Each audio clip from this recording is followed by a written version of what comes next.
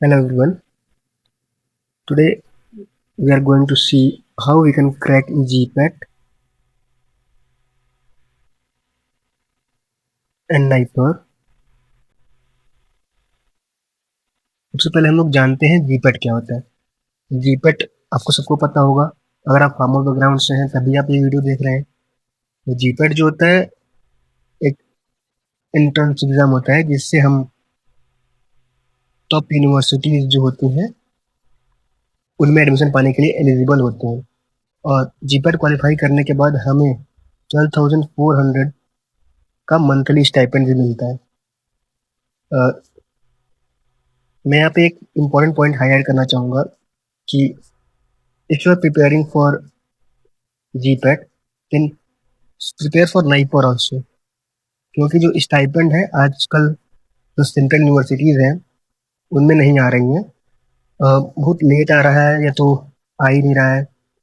मेरे सीनियर्स भी हैं कुछ, उनका स्टाइपेंड कब से रुका हुआ है, आता ही नहीं है। अभी जो मेरे साथ जिनका एडमिशन हुआ था 2025 में, उनका अभी रजिस्ट्रेशन भी नहीं हुआ है और स्टाइपेंड तो आ ही नहीं है।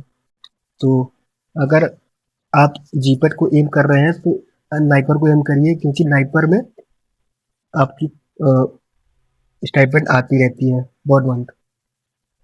और आप आईआईटी बीएचयू को भी देख सकते हैं, क्योंकि आईआईटी बीएचयू में भी स्टाइपेंड आपको मिलता है। तो नाइपर नाइपर का एग्ज़ाम जीपैट के 2 महीने बाद होगा इस बार, क्योंकि इस बार जीपैट जो है वो 7 मार्च को होगा, जो कि बहुत ही जल्दी हो गया है। फिर भी आप क्वालिफाई कर सकते हैं, इसमें कोई बड़ी बात नहीं है, क्योंकि मैंने भी 1 महीने में अपने थर्ड ईयर में क्वालिफाई किया था। और क्वालिफाइंग ही मैटर करता है, क्योंकि at the end you are going to get admission in NIPER. तो नाइपर में रैंक मैटर नहीं करता, आपका स्टाइपेंड सबको बराबर ही मिलता है 12,400। अगर आपको सेंट्रल यूनिवर्सिटी में एडमिशन लेनी है, जैसे कि पंजाब यूनिवर्सिटीज़ हो गई, जामिया हमदर्द हो गई, बीबीई लखनऊ, जादवपुर यूनिवर्सिटी, तो आपको अच्छी रैंक चाहिए होगी। तो आप मेहनत करेंगे तो हो जाएगा वो भी। अब इससे करियर अपॉर्चुनिटीज़ क्या होती हैं जीपैट और नाइपर के बाद। तो जो इंडस्ट्रीज होती हैं वो बेटर प्लेसमेंट देती हैं आपको, अगर आप नाइपर से अपने मास्टर्स को कंप्लीट करते हैं तो।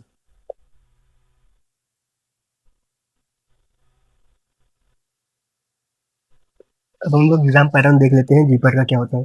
आप सबको पता ही होगा कि इसमें 125 क्वेश्चंस पूछे जाते हैं, जिनमें से सभी 4 मार्क्स के होते हैं। और अगर आप किसी भी क्वेश्चन को रॉन्ग अटेम्प्ट करते हैं तो उसमें -1 जो है डिडक्ट हो जाता है। अभी लास्ट ईयर से NBEMS करा रही है इसको, जीपैट को। पहले NTA कराती थी।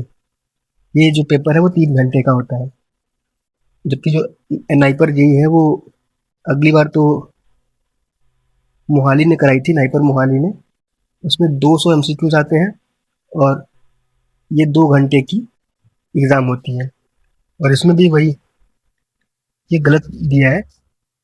जो मार्किंग स्कीम होता है इसमें 100 मार्क्स का होता है, और इसमें 0.5 मार्क्स का एक क्वेश्चन होता है। इसमें 1/4 जो मार्क्स हैं वो डिडक्ट होते हैं अगर आप रॉन्ग अटेम्प्ट करते हैं तो ये इसमें जो क्वेश्चंस होते हैं वो टू द पॉइंट आते हैं, based on mode of action, side effect हो गए। लेकिन इसमें आपको एक्यूरेसी मेंटेन करनी होती है, अदरवाइज आप अच्छी रैंक नहीं ला पाएंगे नाइपर में। तो मैं अपने चैनल पर क्या होगा कि नाइपर के बारे में ही गाइड करूंगा आपको मोस्टली, क्योंकि जीपैट के लिए बहुत लोग गाइड कर रहे हैं। मैं इसमें नाइपर के PYQ लेकर आऊँगा, क्योंकि मैंने जब थर्ड ईयर में क्वालिफाई कर लिया था नाइपर जीपैट सॉरी, तो मैं सिर्फ नाइपर के लिए ही पढ़ता था। तो मेरे पास जीपैट नाइपर के कुछ मटेरियल्स हैं, मैं आपके लिए लेकर आऊँगा यहाँ पे इस चैनल पे। तो आप बने रह सकते हैं हमारे चैनल पे। बाकी कुछ इम्पोर्टेंट सब्जेक्ट्स हैं जो आपको करने चाहिए। सबसे पहला है फार्मास्यूटिक्स। अगर आप फार्मास्यूटिक्स कर लेते हैं तो आपके एटलीस्ट 30 क्वेश्चंस तो आपके बन ही जाएंगे। और फार्मास्यूटिक्स थोड़ी आसान होती है और इसमें मेमोराइज करने की चीज़ें होती हैं, कुछ समझने की चीज़ें होती हैं, तो हो जाएगा। आप फिजिकल फार्मेसी कर लीजिए। जो भी डोजेस फॉर्म है, जैसे टैबलेट डोज फॉर्म हो गया, इंपॉर्टेंट है। कैप्सूल, एरोसॉल हो गया, और जो भी डोजेस फॉर्म है, monophasic liquid dosage form, suspension, syrup, ये सब कर लीजिए। बाकी बायो फार्मास्यूटिक्स में आप बेसिक एडीएमई कर सकते हैं, जिससे कि दो क्वेश्चन तो आ ही जाते हैं। एनडीडीएस आपको हो पाए तो कर लीजिए, क्योंकि पिछली बार भी एक क्वेश्चन एनडीडीएस पे आया था। उसके 2024 में भी एक बार एक क्वेश्चन एनडीडीएस पे आया था। और बात करते हैं फार्माकोलॉजी में। फार्माकोलॉजी जो है एक इम्पॉर्टेंट सब्जेक्ट होता है, जिसमें से 28 क्वेश्चन लगभग देखने को मिलते हैं, लेकिन इससे ज़्यादा ही देखने को मिलते हैं कभी कभार। तो इसमें जनरल फार्माकोलॉजी आप अच्छे से कर लीजिए, 2-4 बार रिवाइज करके, तो 4-5 क्वेश्चन इससे आपके बन जाएंगे। तो इसमें फार्माकोलॉजी में आपका सीएनएस इम्पॉर्टेंट है, ईएनएस से भी क्वेश्चन आते हैं। सीजीएफ कर लीजिए, जिसमें कार्डियोवास्कुलर जैसे हाइपरटेंशन डिजीज के बारे में है। एरिथमिया हो गई, क्लासिफिकेशन। एरिथमिया एक थोड़ा टफ है, लेकिन हमेशा इसमें से क्वेश्चन आ जाता है। तो एरिथमिया के क्लासिफिकेशन, जितने भी क्लासिफिकेशन है वो पढ़ लीजिए, मोड ऑफ एक्शन पढ़ लीजिए। तो मैं अपनी स्ट्रेटजी आपको बताऊंगा अभी, जो मैं करता था वो, तो उसको आप फॉलो कर सकते हैं। आप कीमोथेरेपी एक इम्पॉर्टेंट है, इसको पूरा कर लीजिए। जितने भी एंटीबायोटिक्स हैं ये सब कर लीजिए। टॉक्सिकोलॉजी हो गई, और एक इम्यूनोलॉजी कर लीजिएगा। एक इम्यूनोलॉजी पे क्वेश्चन आते हैं, किसी भी एंटीबॉडी के बारे में एक क्वेश्चन देखने को मिल सकता है। अब आते हैं हम लोग ऑर्गेनिक केमिस्ट्री। तो ऑर्गेनिक केमिस्ट्री का जो बेसिक्स है, जीओसी कर लीजिए, जनरल ऑर्गेनिक केमिस्ट्री, और कुछ नेम रिएक्शन कर लीजिए, तो इससे आपके क्वेश्चन बन जाएंगे। और मेडिसिन केमिस्ट्री में जितने रिएक्शन मैकेनिज्म्स हैं और एफटीआर है, वो आप कर सकते हैं अगर आपको टाइम मिलता है तो। Pharmaceutical analysis is very important, तो फार्मास्यूटिकल एनालिसिस जरूर करिएगा आप लोग, क्योंकि उससे 8 या 10 क्वेश्चन तो आ ही जाते हैं। और अगर आप थर्ड ईयर में हैं तो आप टाइट्रेशन कर सकते हैं, पूरी टाइट्रेशन, क्योंकि आप लास्ट ईयर में नहीं हैं। तो आप जो इंस्ट्रूमेंटल एनालिसिस है वो आप लोग नहीं पढ़े होंगे। तो बाकी अदर सब्जेक्ट्स जैसे कि फार्माकोग्नोसी हो गई, और लाइट सब्जेक्ट में आप बायोकेमिस्ट्री इंपॉर्टेंट है, पढ़ लीजिएगा। जो स्टूडेंट्स में आपको ड्रग एंड कॉस्मेटिक एक्ट हो गई, और कुछ बेसिक एक्ट पढ़ लीजिएगा। और शेड्यूल्स जितने हैं वो बाय हार्ट याद कर लीजिए। बायोकेमिस्ट्री में आप विटामिन याद कर सकते हैं, विटामिन के कितने साइड इफेक्ट्स होते हैं, विटामिन की डेफिशिएंसी से, सॉरी विटामिन के डेफिशिएंसी से कौन सी डिजीज होती हैं, ये सब आप याद कर सकते हैं। ये सब क्वेश्चन देखने को मिलता है। और फार्माकोग्नोसी में आप जनरल फार्माकोग्नोसी याद कर सकते हैं, पढ़ सकते हैं। और अल्कोलॉइड्स के टेस्ट वगैरह, ग्लाइकोलाइड के टेस्ट वगैरह भी याद कर सकते हैं, पढ़ सकते हैं। अब कुछ बुक्स जो आप रेफर कर सकते हैं, या ऑनलाइन प्लेटफॉर्म जो आप रेफर कर सकते हैं। ये कोई बायस नहीं है, तो मैं आपको बताऊंगा कि मैंने कहाँ से पढ़ा था और कैसे आप पढ़ सकते हैं। तो सोर्स आप जो है कोई एक ही पढ़िए, लेकिन एमसीक्यूज आप जहाँ मिले वहाँ पे आप सॉल्व कर सकते हैं। जैसे मैंने पीडब्ल्यू फार्मा से भी किया था थोड़ा बहुत क्वेश्चन, मोस्टली मैं जीडीसी से करता था। अभी ग्रोथ फार्मा एक चैनल है, वहाँ से भी आप कर सकते हैं। कोई एक सोर्स फॉलो कर सकते हैं जो भी आपके पास हो। अब मैं बताऊंगा आपको कि कैसे आप क्या पढ़ना चाहिए, क्या इंपॉर्टेंट है। पहले मैंने बता दिया सब्जेक्ट वाइज, बाकी आप हाई वेटेज जो सब्जेक्ट है उनको पहले करिए, उसके बाद लो वेटेज सब्जेक्ट को करिए, क्योंकि किसी का जो सिलेबस है वो पूरा नहीं हो पाता जनरली। तो आप इसकी मत घबराइए कि आपका सिलेबस पूरा नहीं हुआ तो आपका क्या होगा। कुछ कॉमन चैलेंजेस जो कि स्टूडेंट फेस करते हैं, वो मैं आपको बताना चाहूँगा। सबको लगता है कि जो सिलेबस है बहुत वास्ट है, तो वो तो नो डाउट है, लेकिन आपको पूरा सिलेबस कवर करने की जरूरत नहीं है। कि ऐसा नहीं है कि आप पूरा सिलेबस कवर करेंगे तभी आपका क्वालिफाई होगा। जितने टॉपिक्स मैंने बताया आपको वो आप कर सकते हैं। बाकी आप टाइम मैनेजमेंट की इशू हो सकती है, क्योंकि अभी आपके पास 1-2 ही महीने बचे हैं, तो आप जो है अपने एकेडमिक्स पे थोड़ा कम फोकस करके आप इसकी प्रिपरेशन अच्छे से करिए, ताकि आप क्वालिफाई कर सकें। नो डाउट आप हो भी जाएंगे क्वालिफाई।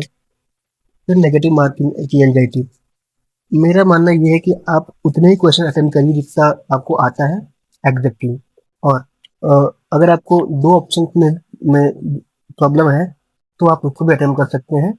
अदरवाइज आपको जो नहीं आता है उसको अटेम्प्ट नहीं करिए, इससे आपका नेगेटिव मार्किंग आएंगी, तो आपको परेशानियां हो सकती हैं, तो आप ऐसा कर सकते हैं।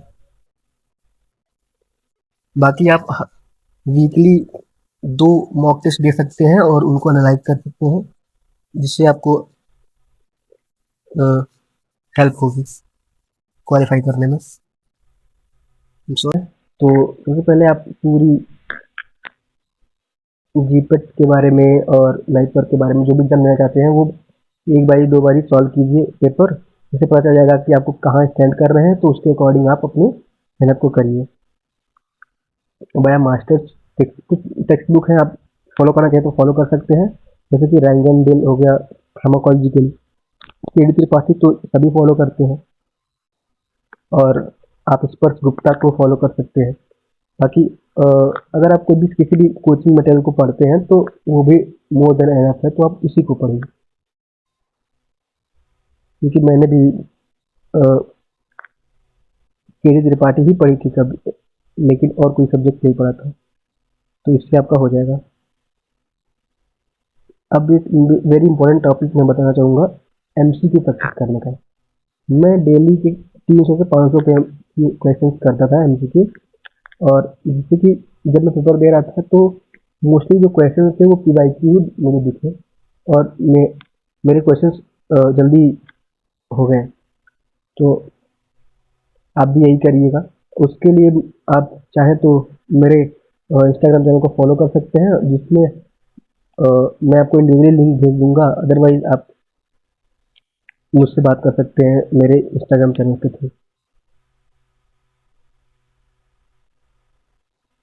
आप इसको टेलीग्राम से क्वेश्चन सॉल्व कर सकते हैं, वहाँ से इजी होता है और हैंडी होता है।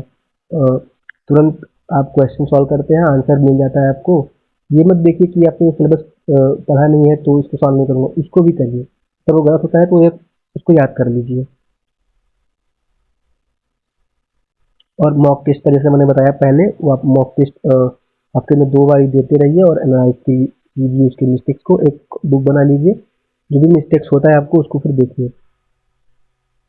यहाँ एक पॉइंट मैं हाईलाइट करना चाहूँगा कि जो सक्सेस होती है कॉम्पिटिटिव एग्जाम में, वो एक दिन पढ़ने से नहीं आती। तो आप डेली कुछ ना कुछ पढ़ते रहिए, सब एमसीक्यू सॉल्व करते रहिए, उससे आप अपने एम को पा सकते हैं इजीली। तो ये लास्ट पेज है मेरे स्लाइड का।